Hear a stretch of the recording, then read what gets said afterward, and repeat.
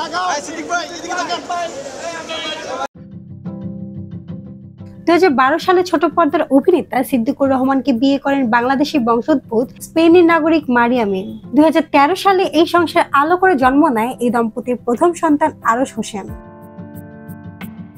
ভালোবেসে সিদ্দিককে বিয়ে করলেও 2019 সালের শেষের দিকে ডিভোর্স হয় তাদের। এরপর থেকে নিজেকে ও সন্তানকে নিয়েই ব্যস্ত সময় পার করছেন মিম। কখনো বাংলাদেশ আবার কখনো স্পেনে দেখা মেলে তার। ডিভোর্সের পর থেকে সন্তানকে নিজের কাছেই রেখেছেন বলে জানিয়েছেন মিম। তার দাবি, সন্তানের সকল ভরণ পোষণ তিনিই করছেন, বাবা হিসেবে সিদ্দিক কিছুই করেন না।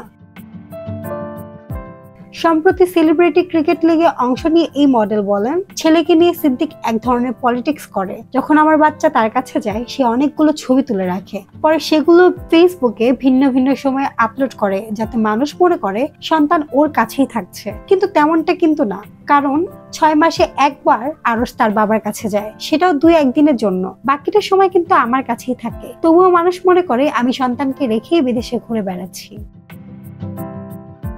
সন্তানকে বাবার কাছে বেশি থাকতে না দেওয়ার কারণ জানিয়ে মিম বলেন, আমি যখন ছেলেকে তার কাছে পাঠাতাম, সে ব্রেইন ওয়াশ করতো। আদালত থেকে বলেছিল কিছুদিন পর পরই আরশ তার বাবার কাছে যেতে পারবে, কিন্তু সেখানে রাতে থাকতে পারবে না, বিকেল 5টার আগেই চলে আসতে হবে। কিন্তু আমি সেটা করতাম না, তাকে 2 দিনই বাবার কাছে থাকতে দিতাম। কিন্তু দেখতাম ছেলে সেখান থেকে আসার পরে বলছে, মাম্মি তোমার কাছে আসতে বাবা নিষেধ করে।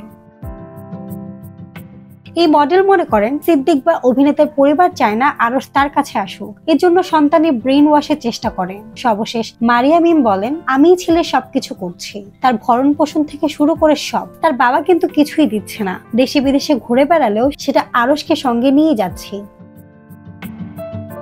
মাহমুদা বৃষ্টি, ডেস্ক রিপোর্ট, কথা কম।